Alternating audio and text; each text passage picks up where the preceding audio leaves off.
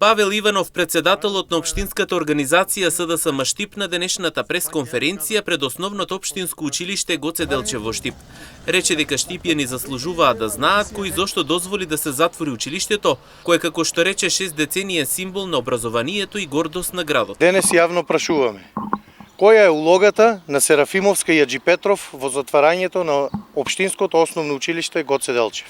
Дали Серафимовска и Аџи Петров биле вклучени во процесот на носење на одлуката за затварање? Дали двајцата функционери преку својот авторитет дале позитивно мислење или пак препорака за презимање на ваков чекор? Дали презеле какви било активности за да го спречат затварањето или со својот молк станале дел од оваа штетна одлука? Штипјани заслужуваат одговори. Заслужуваат да знаат кој и зошто дозволи да се затвори училиште кое 6 децении беше символ на образованието и гордост на нашиот град. По обвинувањата на СДСМ со реакција се огласија од Општинскиот комитет Штип на ВМРО ДПМН. Од таму вела дека станува збор за неосновани обвинувања и обид да им се наштити на Серафимовска и Аџи Петров.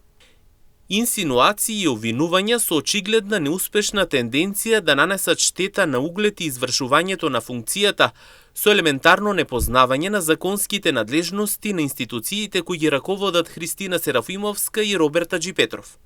Малициозни, неодговорни, паушални, неосновени обвинувања во обид, впрочем начин на функционирање на СДСМ во опозиција и кога за жал имале можност практикуваат власт на штетата на граѓаните, велат од Општинскиот комитет Штип на ВМРО ДПМН.